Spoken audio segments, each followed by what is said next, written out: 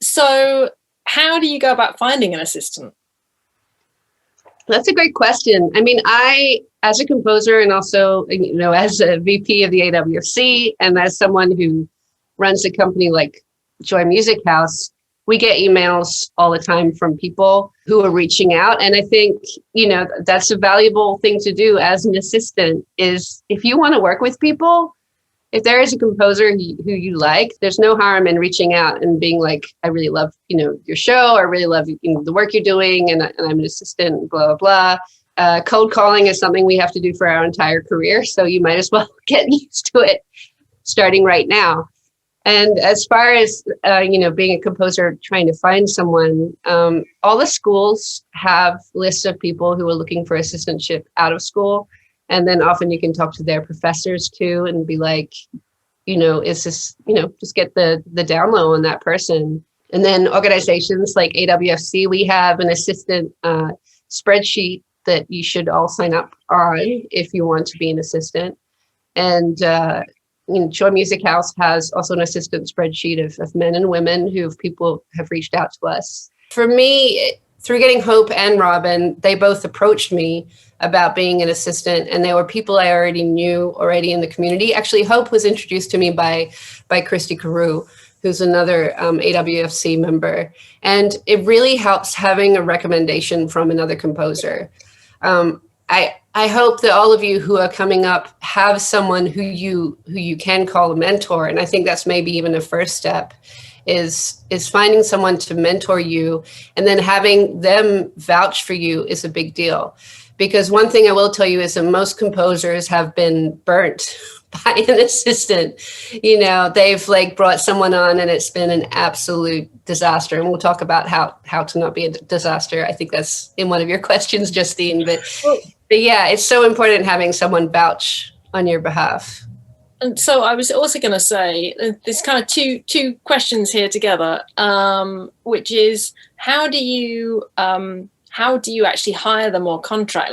Is there a standard practice for how people would work for you? And also, obviously, it's a very almost intimate relationship because it's an intimate job. So how do you establish trusts and lay out principles of working?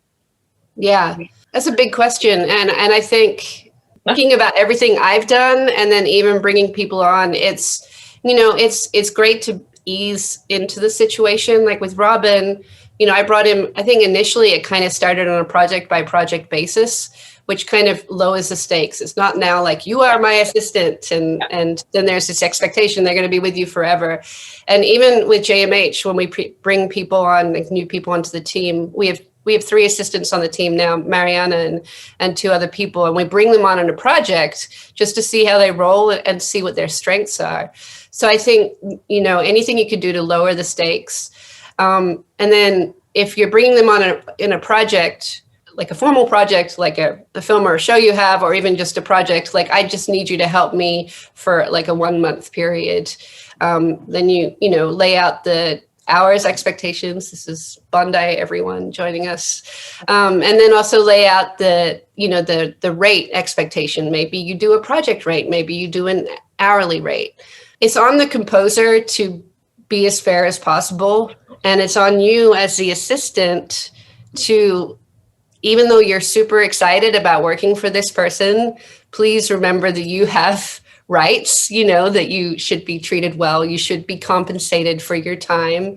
It should either be money, or if you are purely looking for experience, like if you're really at that point where you don't feel like you have to be financially compensated, really think about what that means, because it's so important, like right at the beginning in the creative arts, to be like willing to fight for yourself, right? Because we're just like every project, you have to do that.